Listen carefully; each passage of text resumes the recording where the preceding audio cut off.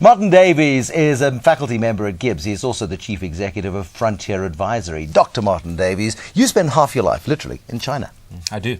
It's a place to be. I've been traveling to China now for 20 years. And to see how that country, that economy, even society has so dramatically transformed over 20 years is unbelievable. Unfortunately, I think most people who don't get to China all that frequently, the perceptions often of China are somewhat maybe 2-3 decades obsolete. The way we see China and what the reality really is are quite different. Because you're a big proponent of a China-centric world, aren't you? I mean, China. If the Chinese drew a map of the globe, sort of Africa would be out of the middle, and China would be in the centre of the world. There was a fantastic picture I saw. I think it was The Economist magazine recently, and it had sort of a China world with smaller planets, United States, Japan, Europe, circling the China sort of solar system, or China dominated the solar system almost. And that's what's happening. China is on its way, clearly, in the next 10 years, maybe a dozen years, to become the single largest economy in the world. The last year or so, we've heard less and less about China in Western media, because Western media have been focused purely on the crisis within the Western economies. China seems to have disappeared off the radar screen. I'm sure they're happy about it because they can get on and do their business. Well, I'm not sure. It's, if we strip out China currently out of the global economy, where's the growth coming from? Clearly the global economy currently, whatever growth we have, is being driven by Asia, predominantly China, followed by India, and maybe a few small peripheral economies in Southeast Asia to an extent. But we see increasingly we have the sovereign Eurozone crisis, talk of China bailing out European economies.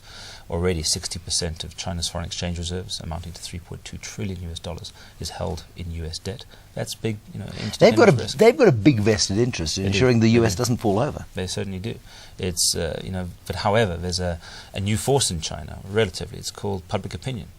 And will the Chinese public continue to tolerate or support, I would argue not, the purchases of US government debt using hard-earned tax renminbi by Chinese taxpayers? What if the Chinese government decides not to continue in its current sort of process of buying out US debt? Well, this is a problem. I mean, I was in Dalian a few weeks ago at the World Economic Forum Summer Davos session. The Summer Davos, yes. Yeah. And Wen Jiabao stood up and said, Western economies, particularly the United States, get your house in order. And this was just following the US administration, Obama administration, taking the global economy, if you will, to the brink by not extending the debt ceiling. And this is, at that point, and seemingly Western political economies, the Americans, the Europeans, particularly the EU, are unable to make decisions. This is of great frustration to Beijing. And that's one of the great things. We've got petty local politics influencing global financial stability. We certainly do, and the world's been taken to the brink, and who's going to bail it out? The only ones who could are the Chinese. But you're suggesting that the Chinese are losing patience. They are, most certainly. Politically, and also, and I must emphasize this, don't discount it, public opinion in China is becoming increasingly negative towards buying of Western debt. It's not sustainable. What's the consequence then for China? And because the consequence for China now becomes the consequence for all of us, ultimately. Well, the balance of power clearly sits in Beijing. And Beijing effectively is global liquidity central right now. 3.2 trillion foreign exchange reserves, as mentioned, looking at maybe about 3.5-4 trillion in banking savings in a state-owned, very centralized decision-making banking sector, by and large. So consequences for China, of course, China wants Western, particularly US consumers, to spend, retain consumer confidence, and it's in no one's interest in this very interdependent, globalized world to have economies, even relatively small, minor Southern European economies, collapsing the domino effect into the broader macroeconomy. South African history naturally aligns us with European Western-style economies. We have frantically, I think it was since 1998 when we cut ties with Taiwan and signed up as China as our NBF, our new best friend. That's been, that's 15, 16 years ago. We moved kind of slowly in cementing that relationship, but the engine is picking up steam. It took a while, and I would argue that in the last 2 years, particularly under President Jacob Zuma, as compared to former Mbeki administration, our relatively new government has been extremely proactive in building strong political relationships with Beijing. This is resulting very rapidly in commercial opportunities being created on both sides. China is our single largest trading partner.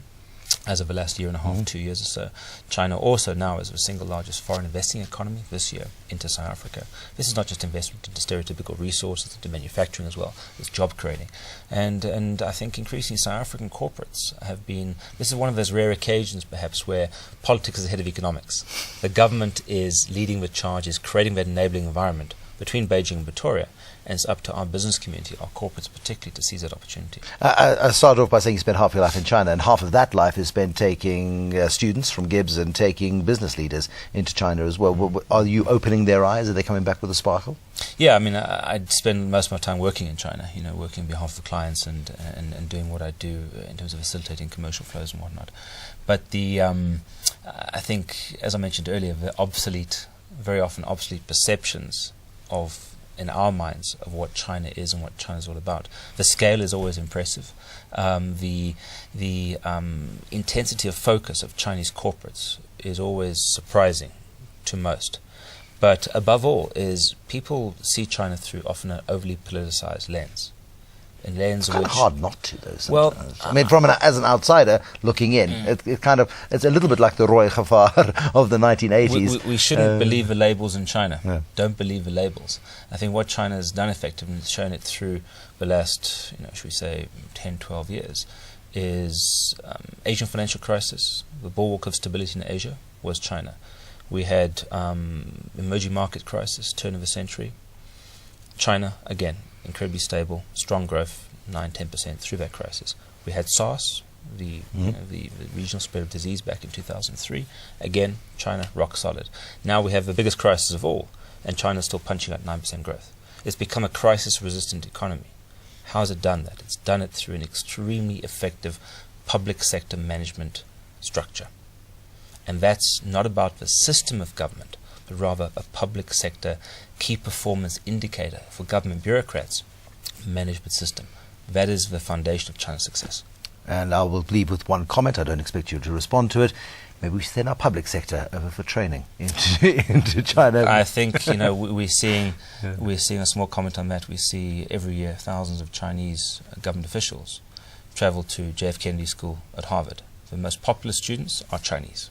Similarly, so in Singapore, government officials from China in their thousands, in their droves, go down to Singapore every year for training on public sector management. So maybe I think from learning for bureaucrats from our part of the world, from Asia, particularly from China, it would not be a bad thing at all. Dr. Martyn Davies, he is part of the faculty at GIBS. He's also the Chief Executive of Frontier Advisory.